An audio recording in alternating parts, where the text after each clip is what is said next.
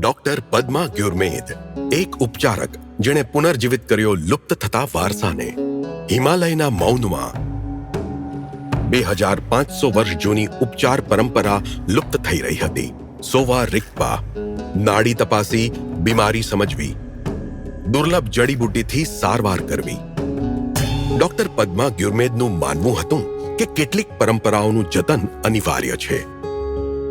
સોવા રિગ્પાના સંરક્ષણની તેમની યાત્રા ખૂબ જ નાની ઉંમરે શરૂ થઈ હતી.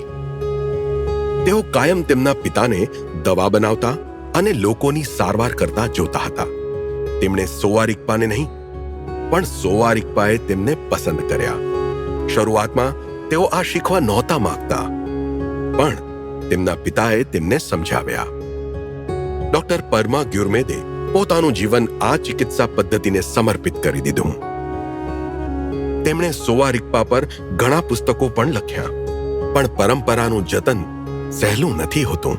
શરૂઆતમાં આ પરંપરાને ફરી ઊભી કરવાનું ઘણું મુશ્કેલ હતું. આ ભારતનો વારસો છે એમ આપણા જ લોકોને સમજાવવું ખૂબ જ નિરાશાજનક હતું. વિદ્યાર્થીઓ માટે સોવા રિગ્પા છેલ્લો વિકલ્પ હતો. અમારી પરંપરા મરી રહી હતી. પણ તેમણે હાર ન માની.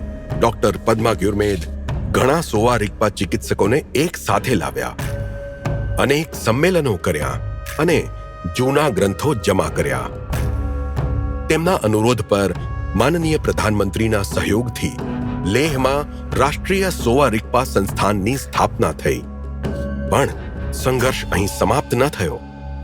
2014માં મને ભારતમાં ચીનના દૂતાવાસથી એક પ્રેસ રિલીઝ આવી, જેમાં લખ્યું હતું કે તેઓ આ ચિકિત્સા પદ્ધતિને યુનેસ્કોમાં તેમની સાંસ્કૃતિક વિરાસતના રૂપમાં નોંધાવશે. ડોક્ટર ગ્યુરમેદે બધા સંબંધિત દસ્તાવેજો ભેગા કર્યા, ફાઇલ બનાવી અને સંપૂર્ણ તૈયારી સાથે આગળ વધ્યા. આ લાંબી યાત્રામાં ઘણા લોકોએ ડોક્ટર ગ્યુરમેદનો સાથ આપ્યો. મારા પરિવારે ખૂબ ત્યાગ કર્યો છે. છેલ્લા 25 વર્ષોમાં મેં કદાચ જ રજા લીધી હશે. મારા પિતા જ્યારે સ્વસ્થ હતા ત્યારે મને કહેતા હતા કે મેડિસિન બુદ્ધા તારી સાથે છે. જો તું સારું કામ કરી રહ્યો છે તો એક દિવસ જરૂર સફળ થઈશ. આજે એક નવી પેઢી આ પ્રાચીન જ્ઞાન તરફ વળી રહી છે. ડોક્ટર ગ્યુરમેદની અથાગ મહેનતથી સોવા રિગ્પા ફક્ત જળવાયું જ નથી, પરંતુ એને નવા પ્રાણ પણ મળ્યા છે. એક ઉપચારકના પુત્રથી સોવા રિગ્પાના સંરક્ષક સુધીની આ યાત્રા ખરેખર પ્રેરણાદાયક છે. ડોક્ટર પદ્મા ગ્યુરમેદ, પદ્મશ્રી 2026. કોટી કોટી નમસ્કાર.